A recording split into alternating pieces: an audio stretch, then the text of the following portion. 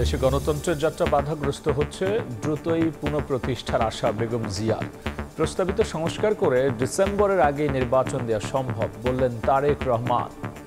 কম বেশি সকল বিষয় অধিকাংশ দলগুলোর মধ্যে একমত রয়েছে, ডিসেম্বরের আগেও নির্বাচন করা সম্ভব। গণতন্ত্র নিরবচ্ছিন্ন যাত্রা আজও বাধাগ্রস্ত হচ্ছে। খুব শীঘ্রই আমরা বাংলাদেশকে গণতন্ত্রে পুনঃপ্রতিষ্ঠিত দেখতে পাব।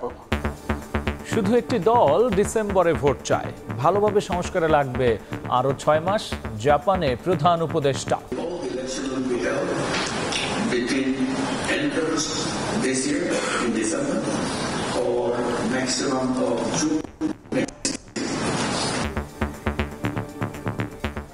দেখছিলেন প্রধান শিরোনাম। রাত 11টার সময় সঙ্গে আছি আমি গোলাম রাব্বি।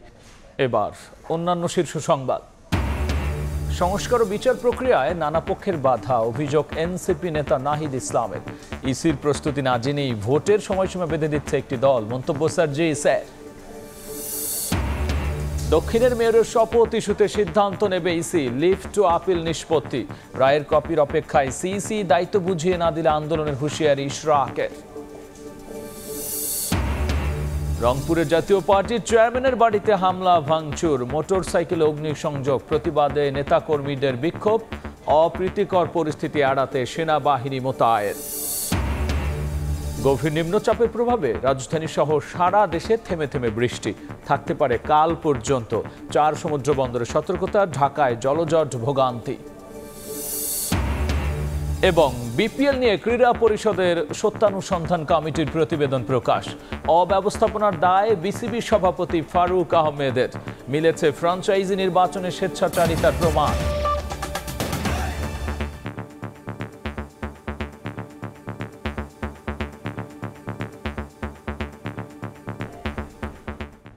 দেশে গণতন্ত্রের নিরবচ্ছিন্ন যাত্রা বাধাগ্রস্ত হচ্ছে উল্লেখ করে দ্রুতই তা পুনঃপ্রতিষ্ঠার আশা প্রকাশ করেছেন বিএনপি চেয়ারপারসন বেগম খালেদা জিয়া। জিয়াউর রহমানের মৃত্যুবার্ষিকী উপলক্ষে দলের আলোচনা সভায় ভিডিও বার্তায় একথা বলেছেন তিনি। এতে ভার্চুয়ালি অংশ নিয়ে বিএনপির ভারপ্রাপ্ত চেয়ারম্যান তারেক রহমান বলেছেন, প্রস্তাবিত সংস্কার দ্রুত শেষ করে ডিসেম্বরের আগেই নির্বাচন দেওয়া সম্ভব। জনগণের আকাঙ্ক্ষা উপলব্ধি করতে সরকার ব্যর্থ হচ্ছে দাবি করেন এবং একই সাথে বলেন দ্রুত নির্বাচনের তারিখ ঘোষণার। বিএনপির প্রতিষ্ঠাতা সাবেক রাষ্ট্রপতি জিয়াউর রহমানের 44তম মৃত্যুবার্ষিকী উপলক্ষে আলোচনা সভায় ভিডিও বার্তা নিয়ে হাজির হন তার সহধর্মিণী বিএনপি চেয়ারপারসন বেগম খালেদা জিয়া। 2 মাস পর আবারও সবার উদ্দেশ্যে কথা বলেন তিনি। উপস্থিত নেতাকর্মীদের মাঝে ছড়িয়ে পড়ে উচ্ছ্বাস। আমরা বাংলাদেশকে বেগম জিয়া বলেন, জিয়াউর রহমানের প্রতিষ্ঠিত গণতন্ত্রের নিরবিচ্ছিন্ন যাত্রা বাধাগ্রস্ত হচ্ছে। খুব শিগগিরই সেই গণতন্ত্র পুনঃপ্রতিষ্ঠা হবে, যা বাংলাদেশের জনগণ দেখতে পাবে। যে গণতন্ত্র প্রতিষ্ঠা আর সার্বভৌমত্ব রক্ষার লড়াইয়ে তিনি শাহাদাত বরণ করেছেন, সেই গণতন্ত্র নিরবচ্ছিন্ন যাত্রা আজও বাধাগ্রস্ত হচ্ছে প্রতি পদে পদে। খুব শীঘ্রই আমরা বাংলাদেশকে গণতন্ত্রে পুনঃপ্রতিষ্ঠিত দেখতে পাব। এই লক্ষ্যে সুশৃঙ্খলভাবে এগিয়ে চলার জন্য আমি বিএনপির সকল পর্যায়ের নেতা কর্মী ও দেশবাসীর প্রতি আহ্বান জানাচ্ছি। আলোচনা সভায় ভার্চুয়ালি অংশ নিয়ে বিএনপির ভারপ্রাপ্ত চেয়ারম্যান তারেক রহমান বলেন, 10 মাসেও নির্বাচনের তারিখ দিতে পারেনি অন্তর্বর্তী সরকার। সংস্কার নিয়ে দলগুলোর আপত্তি না থাকলেও তা নিয়ে সময়ক্ষেপণ হলে সবার আপত্তি থাকবে বলেও জানান তিনি। সংস্কারের ব্যাপারে কিন্তু কোনো রাজনৈতিক দলের তেমন কোনো আপত্তি নেই, তবে সংস্কার নিয়ে সরকারের অযথা সময়ক্ষেপণে আপত্তি অবশ্যই রয়েছে। জনগণের আকাঙ্ক্ষা উপলব্ধি করতে সরকার ব্যর্থ হচ্ছে মন্তব্য করে তারেক রহমান বলেন, দ্রুত নির্বাচনের তারিখ ঘোষণা করতে হবে। সবাই একমত হলে ডিসেম্বরের আগেও নির্বাচন সম্ভব বলে মনে করেন বিএনপির ভারপ্রাপ্ত চেয়ারম্যান। সংস্কার প্রস্তাব শেষ করে, যেহেতু কম বেশি সকল বিষয় অধিকাংশ দলগুলোর মধ্যে একমত রয়েছে, ডিসেম্বরের আগেও নির্বাচন করা সম্ভব। অবিলম্বে ডিসেম্বরের মধ্যেই সুনির্দিষ্ট দিনক্ষণ দিয়ে জাতীয় নির্বাচনের তারিখ ঘোষণা করুন। এখানে অন্তর্বর্তীকালীন সরকারের জয় বা পরাজয়ের কোনো কিছুই নেই। আয়োজনে ভার্চুয়ালি অংশ নিয়ে বিএনপি মহাসচিব মির্জা ফখরুল ইসলাম আলমগীর বলেন, আবারও বিরাজনীতিকরণের ষড়যন্ত্র চলছে। এটা আমাদের সংগ্রামে পরিণত হয়েছে। একটা অত্যন্ত পরিকল্পিতভাবে বাংলাদেশের মানুষের মধ্য থেকে গণতন্ত্রকে সরিয়ে দেওয়ার প্রচেষ্টা করা হচ্ছে। আবার বিরাজনীতিকরণের একটা ষড়যন্ত্র চক্রান্ত করা হচ্ছে। উপদেষ্টা পরিষদের ভেতরে ফ্যাসিবাদের দোসররা এখনো আছে বলে অভিযোগ করেন স্থায়ী কমিটির সদস্যরা। দ্রুত তা পুনর্গঠনের দাবিও জানান তারা। আরো কয়েকজন ফ্যাসিবাদের দোসর আপনার উপদেষ্টা মণ্ডলীর মধ্যে আছে, সংস্কার করুন। নাম বলতে চাই না, বিব্রত হবেন। সংস্কার বলে যে আপনারা ফেনা তুলছেন মুখে, কয়টা সংস্কার করেছেন? সমস্ত সংস্কার যেগুলো এগ্রিড হবে, একটা ন্যাশনাল কনসেনসাস হবে, ব্রডার কনসেনসাস হবে, সেই সমস্ত সংস্কারগুলো 1 সপ্তাহ থেকে 1 মাসের ভিতরে বাস্তবায়ন করা সম্ভব। যদি আপনি না পারেন আমাদেরকে বলেন, আমরা করি। সংস্কারের বাহানা করে জাতিকে বিভক্ত করে নির্বাচন পেছানো যাবে না বলেও হুঁশিয়ারি করেন বিএনপি নেতারা। বাংলাদেশের মানুষ ফুঁসে উঠছে। আহমেদ সালেহীন, সময় সংবাদ, ঢাকা। শুধু একটি দল ডিসেম্বরে নির্বাচন চায়, ভালোভাবে সংস্কারে লাগবে আরও 6 মাস। জাপানের নিকি ফোরামের উদ্বোধনী দিনে একথা বলেছেন প্রধান উপদেষ্টা। বিচার, সংস্কার ও নির্বাচন এই 3টি অন্তর্বর্তী সরকারের প্রধান কাজ বলেও এ সময় উল্লেখ করেছেন তিনি। অভিন্ন চ্যালেঞ্জ মোকাবেলায় এশিয়ার দেশগুলোকে একসঙ্গে কাজ করার আহ্বান জানিয়েছেন তিনি। টোকিও থেকে নাজমুস সালেহীর রিপোর্ট। জাপানের টোকিওতে নিক্কেই ফোরামের 30তম আসরের উদ্বোধনী অনুষ্ঠানে যোগ দেন প্রধান উপদেষ্টা ডক্টর মোহাম্মদ ইউনুস। প্রথম সেশনে স্থানীয় সময় সকাল 9টার দিকে অসহিষ্ণু বিশ্বে এশিয়ার চ্যালেঞ্জ শিরোনামে বক্তব্য দেন প্রধান উপদেষ্টা। বক্তব্যে বাংলাদেশের জুলাই অভ্যুত্থান, রোহিঙ্গা সমস্যা সহ নতুন বাংলাদেশ গড়ার স্বপ্ন তুলে ধরেন। সহযোগিতা চান জাপান সহ এশিয়ার দেশগুলোর।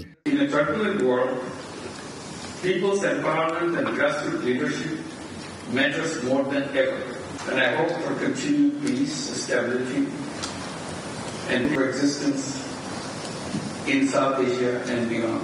লিখিত বক্তব্য শেষে একই মঞ্চে প্রশ্ন উত্তর পর্বে বাংলাদেশ বিষয়ে খোলামেলা কথা বলেন ডক্টর ইউনুস। বলেন, সবাই নয়, একটি মাত্র রাজনৈতিক দলই ডিসেম্বরে নির্বাচন দাবি করছে।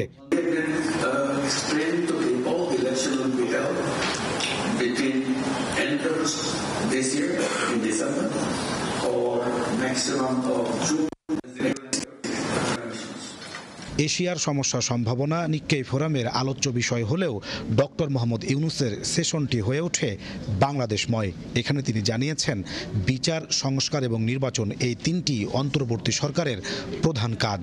ডক্টর মোহাম্মদ ইউনুস এখানেও তার প্রতিশ্রুতির পুনর্ব্যক্ত করে জানিয়েছেন, চলতি বছর ডিসেম্বর অথবা আগামী বছর জুনের মধ্যেই নির্বাচন করতে তার সরকার প্রতিশ্রুতিবদ্ধ। একই সঙ্গে নিক্কেই ফোরামে জাপান সরকারের কাছে বাংলাদেশের অর্থনৈতিক পুনর্গঠনে সহযোগিতা চেয়েছেন তিনি। নাজমুস সালেহী, সময় সংবাদ, টোকিও, জাপান। সংস্কার ও বিচার প্রক্রিয়ায় নানা পক্ষ বাধা দিচ্ছে অভিযোগ করে জাতীয় নাগরিক পার্টির আহ্বায়ক নাহিদ ইসলাম বলেছেন, যারা বাধা দেওয়ার চেষ্টা করবে তাদের বিরুদ্ধে প্রতিরোধ গড়ে তোলা হবে।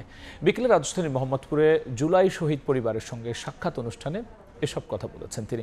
এদিকে লালমনিরহাটে গণসংযোগ ও পথসভায় এনসিপির উত্তরাঞ্চলের মুখ্য সংগঠক সার্জিস আলম বলেছেন, ইসির প্রস্তুতি না জেনেই ভোটের সময়সীমা বেঁধে দিচ্ছে একটি দল। আসন্ন নির্বাচন সামনে রেখে দেশের বিভিন্ন স্থানে জনসংযোগ করছেন জাতীয় নাগরিক পার্টির নেতারা। বৃহস্পতিবার লালমনিরহাটের পাটগ্রামে পথসভা করেন দলটির উত্তরাঞ্চলের মুখ্য সংগঠক সার্জিস আলম। তিনি বলেন, শেখ হাসিনা ভারতে আশ্রিত থাকলে দুই দেশের সম্পর্ক স্বাভাবিক হবে না। এনসিপির এই নেতা আরো বলেন, বিদ্যুৎ প্রকল্পের নামে লাখ লাখ কোটি টাকা লুটপাট করেছে বিগত আওয়ামী লীগ সরকার। বিদ্যুৎ প্রকল্পের নামে বাংলাদেশ থেকে টাকা লুটপাট করা হয়েছে আর ভারতের আদানিদের পকেট ভারী করা হয়েছে। এখন পর্যন্ত ভারতের যে আচরণ বাংলাদেশের সাথে, এটা সন্তোষজনক নয়। পাটগ্রামে পথসভা শেষে হাতিয়ায় গণসংযোগ করেন সার্জিস। এ সময় তিনি বলেন, ইসির প্রস্তুতি না জেনেই ভোটের সময়সীমা বেঁধে দিচ্ছে একটি দল। এই নির্বাচন কমিশন একটি ফেয়ার ইলেকশন দিতে পারবে কিনা এটা সবচেয়ে গুরুত্বপূর্ণ। এদিকে রাজধানীর মোহাম্মদপুর সূচনা কমিউনিটি সেন্টারে জুলাই শহীদ পরিবারের সঙ্গে সাক্ষাৎ অনুষ্ঠানে যোগ দেন এনসিপি আহ্বায়ক নাহিদ ইসলাম। তিনি অভিযোগ করেন, সংস্কার ও বিচার প্রক্রিয়ায় বাধা দিচ্ছে নানা পক্ষ। শহীদ পরিবারের কাছে যেতে হবে, তো তখন তো তারা প্রশ্নের সম্মুখীন হবে যে কতটুকু বিচার হয়েছে আর কতটুকু সংস্কার হয়েছে। ফলে সেই কার্য অসম্পূর্ণ রেখে আমরা আসলে নির্বাচনের দিকে যেতে পারবো না। আমরা বলছি না নির্বাচন আপনি পিছান, বরং নির্বাচন নির্ধারিত সময় করেন, কিন্তু তার আগে অবশ্যই এই কাজগুলো করেন। সরকার ঘোষিত নির্বাচনের সময়সীমার মধ্যেই বিচার ও সংস্কার কাজ শেষ করা সম্ভব জানিয়ে নাহিদ ইসলাম আরো বলেন, ধীর গতিতে কাজ করছে সরকার। জাতির সামনে উপস্থাপন করুন। চন্দ্রিমা চৌধুরী, সময় সংবাদ, ঢাকা। ইশরাক হোসেনের মেয়রের শপথ ইস্যুতে বল এখন নির্বাচন কমিশনের কোর্টে। এ বিষয়ে লিভ টু আপিল নিষ্পত্তি করেছেন আপিল বিভাগ। সাংবিধানিক প্রতিষ্ঠান হয়েও মন্ত্রণালয়ের কাছে ইসির মতামত চাওয়া উদ্বেগজনক বলে মন্তব্য করেছেন আপিল বিভাগ। গত কয়েক সপ্তাহ ধরে আলোচনায় ইঞ্জিনিয়ার ইশরাক হোসেনের শপথ ইস্যু। শুধু আদালত নয়, রাজনীতিতেও চলতে থাকে কথার লড়াই। অথচ গেজেট প্রকাশ করেই দায় এড়িয়েছে নির্বাচন কমিশন। বৃহস্পতিবার ইঞ্জিনিয়ার ইশরাক হোসেনের মেয়র ইস্যুতে কাঠগড়ায় দাঁড় করানো হয় নির্বাচন কমিশনকে। প্রশ্নবাণে জর্জরিত হন ইসির আইনজীবী। সর্বোচ্চ আদালত বলেন, এই মামলাটি ছিল সংস্থাটির অগ্নি পরীক্ষা। এই পরীক্ষায় ব্যর্থ হলে আগামী জাতীয় নির্বাচন কিভাবে করবেন সেই প্রশ্ন ওঠে। ইশরাকের মেয়রের মামলায় ইসির ভূমিকা নিয়ে প্রশ্ন তুলেছেন আপিল বিভাগ। স্বাধীন সিদ্ধান্ত নেওয়ার এখতিয়ার থাকলেও ইসি কেন শপথের বিষয়ে আইন মন্ত্রণালয়ের মতামত চাইল তা নিয়েও প্রশ্ন তোলা হয়। পরে ইশরাকের শপথ নিয়ে করা লিভ টু আপিল নিষ্পত্তি করেন সর্বোচ্চ আদালত। আইনজীবীরা বলছেন, এখন সাংবিধানিকভাবে ইশরাকের শপথের বিষয়ে সিদ্ধান্ত নিতে পারবে ইসি। ইলেকশন কমিশনের সাংবিধানিক দায়িত্ব পালনের ক্ষেত্রে অন্যের মুখাপেক্ষি হওয়ার প্রয়োজন ছিল না, প্রয়োজন নাই। ইলেকশন কমিশন যে গেজেট করেছেন এটা ইলিগাল করেছেন, এই মর্মে কোনো সিদ্ধান্ত আপিল বিভাগ থেকে প্রকাশ্যে আসেন নাই। ইশরাকের শপথ ঠেকানোর জন্য বহু চেষ্টা করেছিল, সেটা পুরোপুরি ব্যর্থ হয়েছে। নির্বাচন কমিশন এখন যদি আবার সিদ্ধান্ত নেবে, সিদ্ধান্তের আলোকে সরকার শপথ দিতে বাধ্য। তবে রিটকারীর আইনজীবী বলছেন, ইসির এখন উচিত নির্বাচনী ট্রাইব্যুনালের রায়ের বিরুদ্ধে আপিল করা। মেয়াদ শেষ হয়ে যাওয়ায় এখন আর শপথের কোনো সুযোগ নেই বলেও মনে করেন তিনি। আদালত জিজ্ঞেস করেছেন, এটা তো আমাদের একটা লিটমাস কেস, আপনারা সেই লিটমাস কেসে ব্যর্থ হচ্ছেন, তাহলে জাতির কাছে কি মেসেজ যাবে? আগামী নির্বাচন আপনারা কিভাবে করবেন? আপনারা কনস্টিটিউশনাল দায়িত্ব পালন করতে ব্যর্থ হয়েছেন। এ মামলায় সর্বোচ্চ আদালত আরও বলেছেন, জুলাই গণঅভ্যুত্থানের পর নির্বাচন কমিশনের ক্ষমতা ও স্বাধীনতা দেখতে চায় দেশের মানুষ। আফজাল হোসেন, সময় সংবাদ, ঢাকা। এদিকে উচ্চ আদালতের রায়ের কপি হাতে না পাওয়া পর্যন্ত নির্বাচন কমিশন কোনো মন্তব্য করবে না বলে জানিয়েছেন প্রধান নির্বাচন কমিশনার এএমএম নাসিরউদ্দিন। বিকেলে আগারগাঁও নির্বাচন ভবনে কথা বলেছেন তিনি। জানান, রায়ের কপি পেলে পরবর্তী করণীয় ঠিক করবে কমিশন। আমরা অ্যাপিলেট ডিভিশনের কোনো রায় এখনো পাই নাই। এটা পাওয়ার পরে এটা কি রায় আসে, কি ধরনের সিদ্ধান্ত আসে, ইত্যাদি আইনগত বিভিন্ন দিক পরীক্ষা নিরীক্ষা করে আমাদের যা করণীয় সেটা আমরা সেভাবে করব। না, রায় তো পাই নাই আমি। টেলিভিশনের হেডলাইন দেখে তো কোনো সেটা মন্তব্য করা যায় না। না, আইনজীবীর সাথে আমাদের এখনো কথা হয়নি। গভীর নিম্নচাপের প্রভাবে রাজধানী সহ সারা দেশে থেমে থেমে বৃষ্টি হচ্ছে, থাকতে পারে। কাল পর্যন্ত 4 সমুদ্র বন্দরে সতর্কতা জারি করা হয়েছে। ঢাকায় জলজট ভোগান্তিতে নগরবাসী। আর এই মুহূর্তে রাজধানীর পল্টন এলাকায় আছেন রিপোর্টার আল আমিন তুষার ও কুয়াকাটা সমুদ্র সৈকতে আছেন সহকর্মী শিকদার জাবির হোসেন। সরাসরি প্রথমে যাচ্ছি ঢাকায় তুষারের কাছে। জলাবদ্ধতার কারণে আমরা এই মুহূর্তে ঠিক যেখানে অবস্থান করছি, কাকরাইল মোড়ের সামনে কিন্তু পল্টন, সেখানে কিন্তু এই যে দীর্ঘ গাড়ির যে সারি দেখতে পাওয়া যাচ্ছে, সেই গাড়ির এই যে দীর্ঘ গাড়ির সারি যে দেখতে পাওয়া যাচ্ছে, সেই গাড়ির সারি কিন্তু দেখতে পাওয়া যাচ্ছে ঠিক এই জলাবদ্ধতার কারণে। দুদিকে দিনের আলো পেরিয়ে যাওয়ার পরেও যেহেতু থেমে থেমে একটু পরপরে বৃষ্টি হচ্ছে, ঠিক এই মুহূর্তে বৃষ্টি না থাকলেও কিছুক্ষণ যাচ্ছে ঠিক ওই জলাবদ্ধতার কারণে দিনের আলো পেরিয়ে যাওয়ার পরেও যেহেতু থেমে থেমে একটু পরপরে বৃষ্টি হচ্ছে, ঠিক এই মুহূর্তে বৃষ্টি না থাকলেও কিছুক্ষণ আগে কিন্তু বেশ জোরে সোরে বৃষ্টি হচ্ছিল। এভাবেই কিন্তু সারাদিনই কিন্তু বৃষ্টিটি হচ্ছে এবং যার কারণে কিন্তু এই যে বৃষ্টি হচ্ছে এবং যে জলাবদ্ধতা তৈরি হয়েছে এবং প্রতিটি মোড়ে মোড়ে কিন্তু এই জলাবদ্ধতার কারণে কিন্তু যে আলাদা যানজটের যেই অবস্থা সেটি কিন্তু দেখা যাচ্ছে এবং গাড়িগুলো যেহেতু ধীর গতির হয়ে যাচ্ছে এবং সেই জায়গা থেকেই কিন্তু আলাদা করে যদি আমি বলি এখন রাত 11:15 বাজছে, সেই জায়গা থেকে সাধারণত রাত 10টার পর থেকে রাজধানী কিন্তু ধীরে ধীরে কিন্তু ঠিক হতে থাকে, অর্থাৎ যানজট থেকে আস্তে আস্তে কমে যেতে থাকে যানজট। সেই জায়গা থেকে যদি আমি বলি যানজট কিন্তু এখনও কমেনি, তার কারণ কিন্তু এই জলাবদ্ধতা। যদিও এই মুহূর্তে বৃষ্টি হচ্ছে না, আবারও বৃষ্টি যখনই বাড়ছে তখনই কিন্তু জনগণের যে ভোগান্তি সেটি কিন্তু বেড়ে যাচ্ছে। তো আমরা এই মুহূর্তে পটুয়াখালী চলে যাব, কুয়াকাটা সমুদ্র সৈকতে আছেন আমাদের আরেক সহকর্মী, যাব তার কাছে।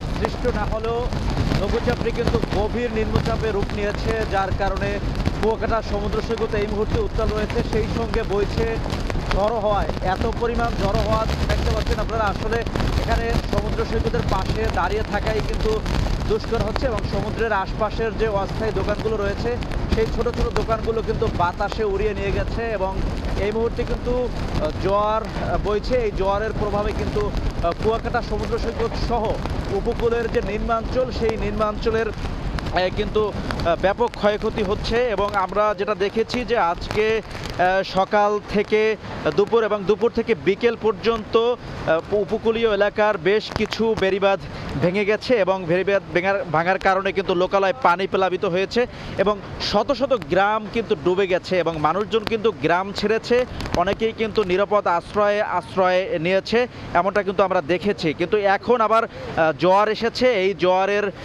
সঙ্গে আছে ঝড়ো হওয়া, সেই সঙ্গে আছে প্রচণ্ড ঢেউ। এই ঢেউয়ের তোড়ে আজ রাতে উপকূলের নিম্নাঞ্চলগুলোর কি অবস্থা হয় সেটি কিন্তু আসলে ভাবার বিষয় এবং উপকূলের মানুষরা কিন্তু নির্ঘুম রাত কাটাচ্ছে, তাদের সকলেরই কিন্তু আতঙ্কের মধ্য দিয়ে সময় যাচ্ছে। তারা কিন্তু আসলে এই রাত তাদের কারোই ঘুম হবে না।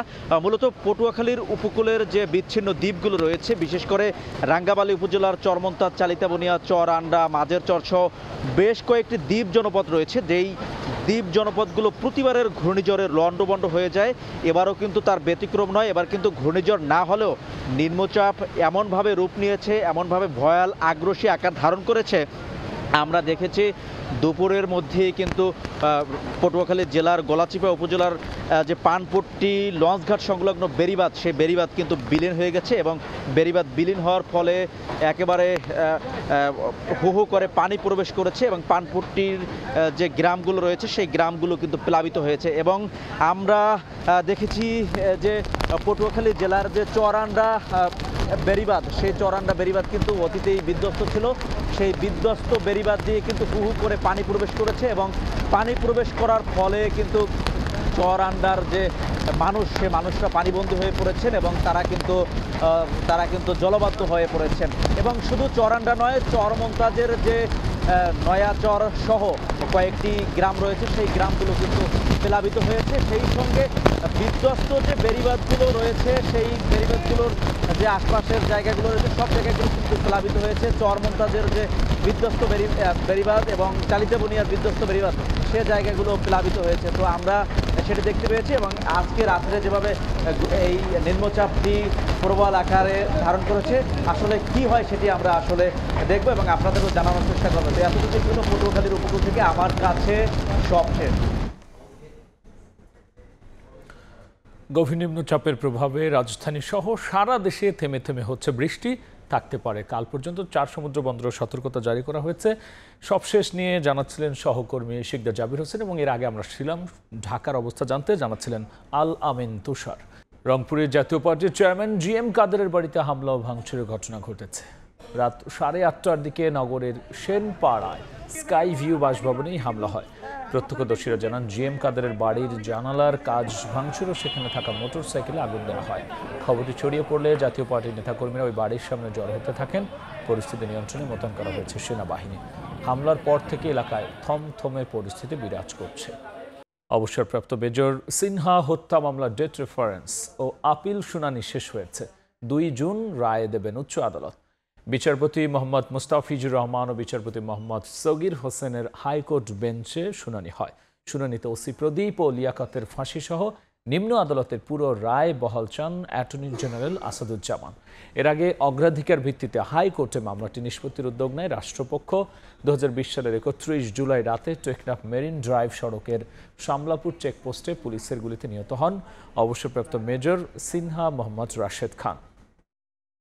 কে কিভাবে এই খুনে অংশ নিয়েছে, অংশীদারিত্ব বজায় রেখেছে, সেটা রাষ্ট্রপক্ষ বিয়ন্ড অল রিজনেবল ডাউট প্রমাণ করেছে। কোনো মৃত্যু পাখির পালকের মতো হালকা, কোনো মৃত্যু থাই পাহাড়ের মতো ভারী। মেজর সিনহার মৃত্যু আমাদের গোটা মানুষকে, গোটা দেশকে এমনভাবে নাড়া দিয়েছে যে ওই মৃত্যুটা আমাদের বুকের উপরে থাই পাহাড়ের মতো ভারী হয়ে আছে। বাজুস সহ সভাপতি মোহাম্মদ রিপনুল হাসানকে গ্রেফতারের প্রতিবাদে ঢাকা সহ সারা দেশে জুয়েলারি প্রতিষ্ঠান বন্ধ রাখার কর্মসূচি স্থগিত করা হয়েছে।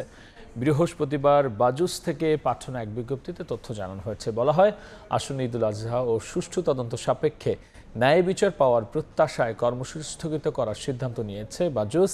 এতে আরও বলা হয়েছে, জুয়েলারি প্রতিষ্ঠানের মালিকদের আগামীকাল থেকে সকল জুয়েলারি প্রতিষ্ঠান খোলা রাখার অনুরোধ জানানো হয়েছে। তবে মিথ্যা ও হয়রানিমূলক মামলা থেকে রিপনুল হাসানের নাম প্রত্যাহার ও ন্যায় বিচার না পেলে পরবর্তীতে কর্মসূচি ঘোষণার হুঁশিয়ারি দিয়েছে বাজুস। রাজধানী মগবাজারে যুবককে কুপিয়ে ছিনতাইয়ের ঘটনায় 4 জনকে গ্রেফতার করেছে পুলিশ। মোহাম্মদপুরে অভিযান চালিয়ে 4 জনকে গ্রেফতারের পাশাপাশি লুণ্ঠিত মালামাল উদ্ধার করেছে ডিবি।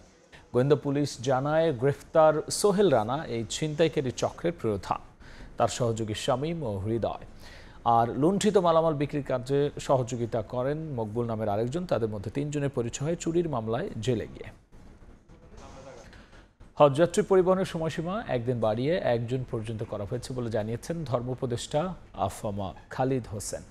সকালে হজ বিষয়ক সর্বশেষ পরিস্থিতি নিয়ে প্রেস ব্রিফিংয়ে একথা জানিয়েছেন তিনি। এবারের হজযাত্রায় এখনও পর্যন্ত ৭৪,৩১৬ জন সৌদি আরবে গেছেন, বাকিরা 1 জুনের মধ্যে পৌঁছাবেন। ব্রিফিংয়ে বলা হয়, বিমান, সৌদি এয়ারলাইন্স ও অন্য অংশীজনের সঙ্গে কয়েক দফা মত বিনিময় করে ফ্লাইট ভাড়া গত বছরের তুলনায় 26,980 টাকা কমানো হয়েছে। লাব্বাইক মোবাইল অ্যাপ হজযাত্রা নিরাপদ ও ঝুঁকিমুক্ত করতে প্রিপেইড কার্ড চালু করা হয়েছে বলেও জানানো হয় ব্রিফিংয়ে। বিভিন্ন দেশের ওপর মার্কিন প্রেসিডেন্টের শুল্ক নীতি আটকে দিয়েছে দেশটির আদালত। স্থানীয় সময় বুধবার ম্যানহাটনের কোর্ট অব ইন্টারন্যাশনাল ট্রেড এর রায় দেন। এতে বলা হয় যে জরুরি আইনের অজুহাত দেখিয়ে হোয়াইট হাউস এই শুল্ক আরোপ করেছে। সেই আইন যুক্তরাষ্ট্রের প্রেসিডেন্টকে একচেটিয়াভাবে বিশ্বের প্রায় সব দেশের পণ্যে শুল্ক বসানোর এখতিয়ার দেয় না। আদালতের রায়কে ট্রাম্পের অর্থনৈতিক নীতির উপর বড় ধাক্কা বলে মনে করা হচ্ছে। তবে রায়ের বিরুদ্ধে আপিল করছে ট্রাম্প প্রশাসন।